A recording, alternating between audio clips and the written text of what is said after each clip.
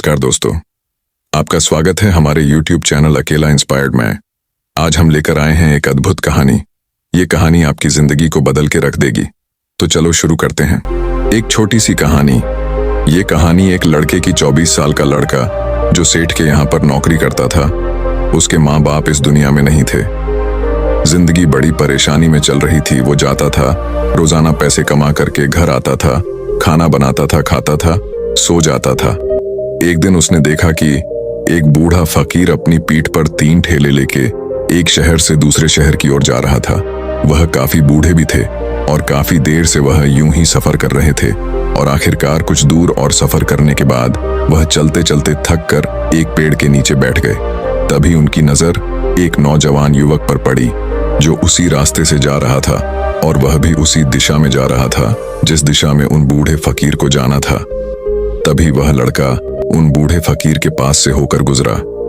इस पर वह फकीर उस लड़के से कहते हैं, सुनो बेटा, क्या तुम मेरी थोड़ी सी मदद कर सकते हो? ये ठेला बहुत भारी है और मैं बूढ़ा हो चुका हूँ। मैं ज्यादा समय तक इनका बोझ नहीं उठा सकता और मैं बहुत थक भी चुका हूँ। तो क्यों ना तुम मेरे एक ठेले को ले लो और मुझे उस दूसरे गांव तक पहुंचा दो। इसके बदले में मैं तुम्हें 3 स्वर्ण मुद्राएं दूंगा। वह लड़का उन फकीर की सारी बातें सुनता है और उन फकीर से कहता है, कोई बात नहीं बाबा, मैं आपकी मदद करने के लिए तैयार हूं। कहिए आपको कहां जाना है?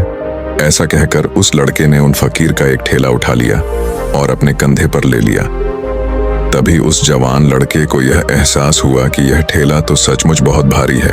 वह लड़का और फकीर दोनों रास्ते में आगे की ओर बढ़ चले। कुछ दूर आगे चलने के बाद देखते ही देखते वह गांव खत्म होने लगा और अब एक सुनसान रास्ता आगे की ओर जा रहा था। वे दोनों अपने मार्ग में मस्त होकर आगे की ओर बढ़ रहे थे।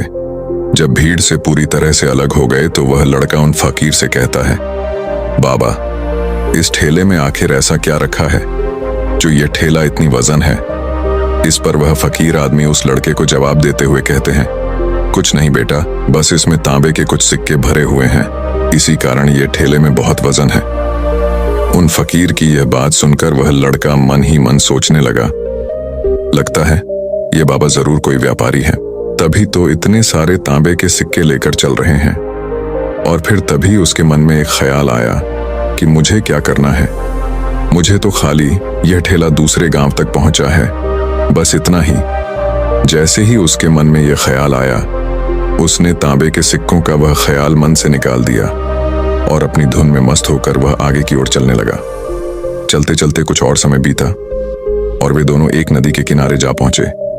वह लड़का हट्टा कट्टा था और काफी चुस्त और तंदुरुस्त भी था, इसलिए वह बिना सोचे समझे उस नदी में उतर जाता है। किंतु वह फकीर अब भी किनारे पर ही खड़े थे।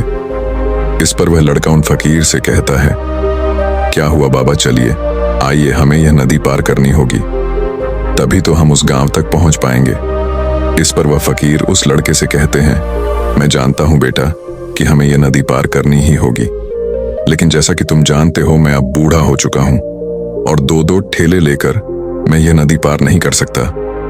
कहीं मेरा पांव फिसल गया तो क्या होगा? क्या तुम मेरी एक और गठरी ले सकते हो? मैं तुम्हें इसके बदले भी 3 स्वर्ण मुद्राएं दूंगा। इस पर वह लड़का मुस्कुराते हुए उन फकीर से कहता है, बाबा, आप मुझे शर्मिंदा कर रहे हैं। यदि आप मुझे स्वर्ण मुद्राएं ना भी दें तो भी मैं आपका कार्य अवश्य करूंगा। मैं आपको उस दूसरे गांव तक जरूर पहुंचाऊंगा।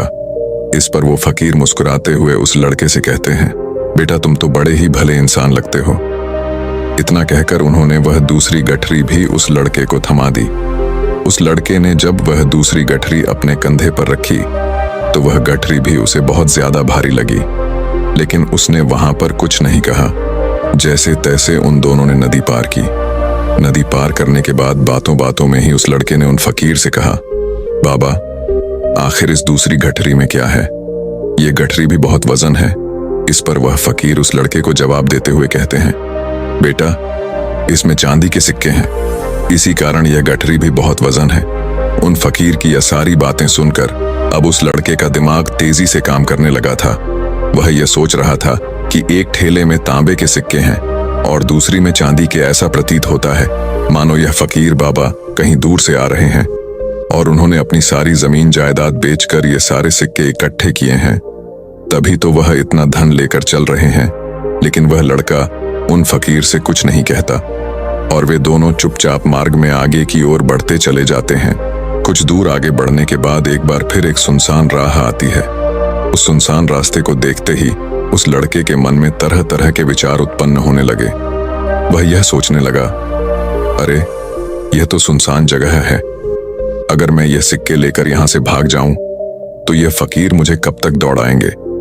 मुझे नहीं लगता कि मुझे कभी पकड़ पाएंगे और यहाँ पर कोई है भी नहीं जो इनकी मदद कर पाए। और वैसे भी ये बहुत सारे सिक्के हैं, मैं इनसे एक अच्छी दुकान खरीद सकता हूँ, अपना नया व्यापार शुरू कर सकता हूँ। और वैसे भी ये बूढ़ा फकीर अब इन पैसों का क्या करेगा। इससे अच्छा तो मैं ही इन्हें रख लेता हूँ। वह लड़का यह सब बारे में सोच ही रहा था। तभी अचानक उसे खुद पर आश्चर्य हुआ, अरे मैं यह क्या सोच रहा हूँ।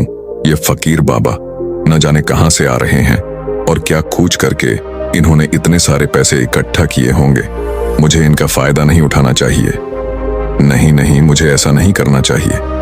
उसने कुछ देर के लिए तो अपने मन के विचारों को काबू कर लिया, लेकिन कुछ देर बाद उसके मन के विचार उस पर देखते ही देखते हावी होने लगे। वह लड़का 2 ठेले लेकर उन फकीर के पीछे पीछे चल रहा था और कुछ दूर आगे चलने के बाद एक पहाड़ी आई। इस पर वह फकीर बाबा उस लड़के से कहते हैं, बेटा यह पहाड़ी मैं नहीं चढ़ पाऊंगा। मैं काफी बूढ़ा हो चुका हूं और मेरे घुटनों में भी दर्द रहता है। यदि तुम मेरी तीसरी गठरी भी ले लो तो मैं तुम्हें 3 और स्वर्ण मुद्राएं दूंगा, लेकिन याद रखना इसे कहीं गिराना मत, कहीं ये गठरियां खुल ना जाए। इस पर वह लड़का उन फकीर से कहता है, क्यों बाबा, आखिर इसमें ऐसा क्या है। इस पर वह फकीर उस लड़के से कहते हैं, बेटा इसमें स्वर्ण मुद्राएं हैं। यह सुनकर वह लड़का मन ही मन बहुत प्रसन्न हुआ। उसने चुपचाप वह गठरी भी उन फकीर से ले ली और देखते ही देखते वे दोनों मार्ग में आगे की ओर बढ़ने लगे। अब वह फकीर बिना कोई वजन लिए हुए आराम से पहाड़ की चढ़ाई पर चढ़ रहे थे, किंतु वह नौजवान लड़का जो पीछे था वह वजन के कारण बहुत धीरे धीरे चल पा रहा था। लेकिन जब से उसने सोने का नाम सुना था उसका मन तो छलांग मार रहा था। वह मन ही मन सोच रहा था, अगर मुझे यह सारा धन मिल जाए तो मेरा पूरा जीवन तो आराम से कट जाएगा। वैसे भी यह बाबा तो बूढ़े हो चुके हैं, भला इन्हें इतने पैसों की क्या जरूरत है। इनका जीवन तो वैसे भी कट चुका है। मैं एक काम करता हूँ, यह सारे पैसे लेकर यहाँ से भाग जाता हूँ। लड़के के मन में अनगिनत विचार उठ रहे थे। लड़के का मन अब उसकी बुद्धि पर पूरी तरह से हावी हो चुका था और उस लड़के का मन अपनी बात को सही साबित करने के लिए उससे कुछ भी कह रहा था। और तभी उस लड़के के मन में एक और विचार उत्पन्न हुआ और अब की बार वह लड़का यह सोच रहा था, लगता है यह फकीर बाबा कोई चोर है, वरना इनके पास इतनी सारे स्वर्ण मुद्राएं कहां से आएंगे। अगर ये कोई व्यापारी होते तो भला ये इस तरह से पैदल यात्रा तो नहीं करते, और अगर इनके पास इतने सारे पैसे थे तो ये कोई ना कोई साधन भी तो अवश्य कर सकते थे। लगता है ये कोई चोर है और चोर से चोरी करने में भला क्या बुराई है। ये सोचता हुआ वह लड़का अब उन फकीर से तेजी से आगे की ओर बढ़ रहा था और देखते देखते वह फकीर से आगे भी निकल चुका था। और वह यह सोच रहा था कि जैसे ही इस पहाड़ की ढलान आएगी मैं 3 गठरियां लेकर भाग जाऊंगा। इससे ये सारे पैसे मेरे हो जाएंगे और मेरी गरीबी भी हमेशा हमेशा के लिए दूर हो जाएगी। मैं जो चाहूंगा मैं वो कर पाऊंगा। मेरे पास बहुत सारा धन होगा। और देखते देखते वह दोनों पहाड़ की चोटी पर पहुंच गए और अब ढलान का रास्ता शुरू होने वाला था। तभी वह लड़का उन फकीर से नजरें बचाकर वह 3 गठरियां लेकर भागता हुआ आगे बढ़ गया। अब उसे अपना शरीर बहुत हल्का महसूस हो रहा था, मानो उसे उन 3 ठेलों का वजन तक न मालूम पड़ रहा हो। काफी दूर दौड़ते दौड़ते किसी तरह से वह अपने आप को बचते बचाते अपने घर पहुंचा। उसकी खुशी का कोई ठिकाना नहीं था। उसने सोचा, क्यों ना मैं जल्दी जल्दी इन गठरियां में से वो सारे पैसे निकाल लूं। यह सोचकर जब उसने गठरियां खोली तो पहली गठरी में उसे लोहे से जंग भरे हुए सिक्के मिले। यह देखकर उसे यकीन नहीं हुआ। इस पर उसने फटाफट दूसरी गठरी भी खोल डाली। उसमें भी उसे लोहे के जंग लगे हुए सिक्के ही निकले। यह सब देखकर वह लड़का बड़ा हैरान था। आखिर यह सब क्या हो रहा है। उन फकीर ने तो मुझसे और ही कुछ कहा था। अब उसने वह सोने वाली गठरी खोली और उसमें भी लोहे के जंग लगे हुए सिक्के ही निकले। यह देखकर वो लड़का बड़ा क्रोधित हुआ। उसने सोचा, उन फकीर ने मुझसे झूठ क्यों कहा? उन्होंने मुझसे ऐसा क्यों कहा कि एक में तांबे के सिक्के हैं, एक में चांदी के और तीसरे में स्वर्ण मुद्राएं हैं। वह यह सब सोच ही रहा था कि तभी उसकी नजर उस थैले में पड़े एक पत्र पर पड़ी।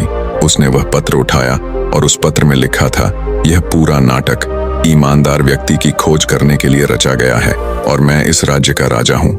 मेरी कोई संतान नहीं और इसीलिए मैंने यह षड्यंत्र रचा है ताकि मैं अपने राज्य में किसी एक ऐसे ईमानदार व्यक्ति की खोज कर सकूं जो मेरे बाद इस राज्य का राजा बन सके और इस राज्य भार को संभाल सके। और इस राज्य का भार वही संभाल सकता है जो पूरी तरह से ईमानदार हो, जिसके मन में किसी प्रकार का कोई लालच ना हो। इतना पढ़ते ही वह लड़का जोर जोर से चिल्लाने लगा। वह सर पकड़कर बैठ गया। वो यह जानता था कि यदि वह अपने मन के विचारों पर काबू कर लेता तो उसका जीवन संवर सकता है, लेकिन वह अपने मन के विचारों पर काबू नहीं कर पाया। दोस्तों, महात्मा बुद्ध कहते हैं कि मन ही सब कुछ है। आप जो सोचते हैं वही बनते हैं। इसलिए आपका सबसे बड़ा दुश्मन भी आपको उतना नुकसान नहीं पहुंचा सकता जितना कि आपके मन के यह अनियंत्रित विचार पहुंचा सकते हैं। महात्मा बुद्ध कहते हैं, अपने भीतर ध्यान से देखो। हमारे भीतर जो विचार चल रहे हैं वही विचार शब्द बनते हैं और शब्द कर्म के रूप में प्रकट होते हैं। बार बार दोहराने पर कर्म बर्ताव में बदलता है और धीरे धीरे समय के साथ बर्ताव चरित्र में परिवर्तित हो जाता है और यही चरित्र हमारे भाग्य का निर्माण भी करता है। इसलिए हमें हमेशा अपने विचारों के प्रति सजग होना बहुत आवश्यक है। हमें जागरूक होना बहुत आवश्यक है। हमें यह जानना जरूरी है कि हमारे मन में किस प्रकार के विचार आ रहे हैं। आगे महात्मा बुद्ध कहते हैं कि कमजोरी हमेशा छोटे विचार से शुरू होती है।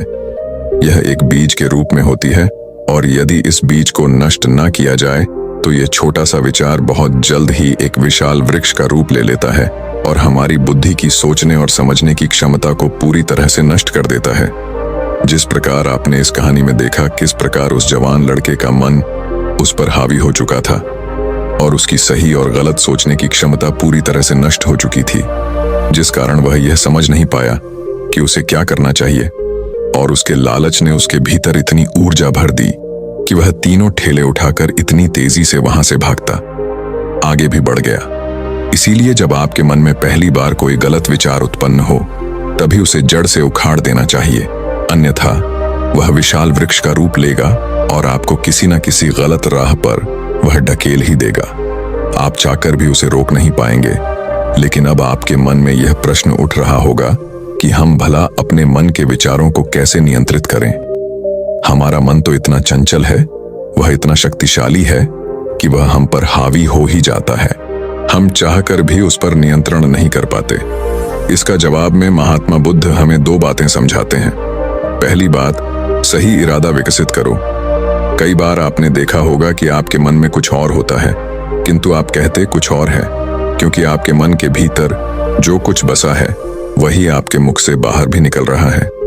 लेकिन जब हमसे वह गलती हो जाती है तो उसके बाद हमारा मस्तिष्क अच्छी तरह से काम करना शुरू कर देता है। हमारे सोचने और समझने की क्षमता एक बार फिर से जागृत हो जाती है और ऐसी अवस्था में हमें यह एहसास होता है कि हमसे गलती हो गई है और फिर हमारा मन दुखी हो जाता है। हमारा मन अफसोस से भर जाता है और इस भारीपन और दुख से बचने के लिए महात्मा बुद्ध हमें सही इरादा विकसित करने के लिए कहते हैं। इसके लिए जब भी आप कोई कार्य करने जा रहे हो तो सबसे पहले आपको यह खुद से पूछना चाहिए कि जो कुछ भी मैं करने जा रहा हूँ इसके पीछे मेरा इरादा क्या है। क्या मैं दूसरों को दुख पहुंचाना चाहता हूँ या दूसरों को नीचा दिखाने जा रहा हूँ या मुझे खुद को ऊपर उठाना है। खुद से सवाल कीजिए, खुद को जागृत कीजिए। जब आप इरादों के प्रति सचेत होने लगेंगे, जब आप विचारों के प्रति सजग होने लगेंगे, तभी आपके भीतर सकारात्मक ऊर्जा का प्रवाह होगा। तभी आप सकारात्मक इरादों से जुड़ने लगेंगे और आपके मन के भीतर बसी हुई वह नकारात्मक ऊर्जा और नकारात्मक इरादे दिन ब दिन कम होने लगेंगे। परंतु याद रहे, आपको यह हर रोज करना होगा और आपको यह हमेशा ध्यान रखना होगा कि आपको केवल अच्छा सोचना है। आपके इरादे हमेशा अच्छे होने चाहिए, तभी आप दुख और तकलीफों से बच सकते हैं। अन्यथा आप इसी तरह से दुख और तकलीफों में घिरे ही रहेंगे और आप कभी इससे निकल नहीं पाएंगे। दूसरी बात, मन के प्रति सजगता विकसित करो। जिससे आपका मन देखते देखते शांत होगा और आपके मन के भीतर बसी हुई वह नकारात्मक ऊर्जा, नकारात्मक विचार खत्म होने लगेंगे और आप शांति की ओर आगे बढ़ेंगे। और आपको इसके लिए बस इतना ही करना है कि इस पल में जो कुछ भी हो रहा है, आपकी आंखों के सामने आपके भीतर जो कुछ भी जैसा भी चल रहा है, बस उसे देखते रहना है। अपने मन के अच्छे बुरे विचार, अपनी भावनाएं और अपनी यादों पर बिना प्रतिक्रिया दिए उन्हें केवल देखते रहना है, जिससे आपके मन के सारे विचार देखते ही देखते खत्म होने लगेंगे। आपका मन खाली होने लगेगा और आप नकारात्मक विचारों से न सोच से बच सकते हैं और आप इन दुख और तकलीफों से भी दूर रह सकते हैं। इसीलिए महात्मा बुद्ध कहते हैं, जो स्वयं को देखता है वही सबसे बड़ा तपस्वी है। अर्थात जो अपने मन में चल रहे उन विचारों को बिना प्रतिक्रिया दिए हुए केवल देखता है और उन पर कोई भी प्रतिक्रिया नहीं करता, बस उन्हें देखता और समझता है, वास्तविकता में वही मन पर नियंत्रण भी कर सकता है और वही अपना जीवन सुखी और खुशहाली तौर पर जी सकता है। इसलिए यदि आप भी अपने जीवन को सुखी और खुशहाल बनाना चाहते हैं तो आपको सबसे पहले अपने मन पर नियंत्रण साधना ही होगा, अपने मन को खाली करना ही होगा, अपने मन के विचारों के प्रति आपको सजग होना ही होगा। दोस्तों, उम्मीद है कि आपने आज की इस वीडियो से जरूर कुछ ना कुछ सीखा होगा। अगर आपको ये कहानी अच्छी लगी हो तो इस वीडियो को लाइक करें और हमारे चैनल अकेला इंस्पायर्ड को सब्सक्राइब करें। मिलते हैं फिर अगली वीडियो में, तब तक के लिए गुड बाय।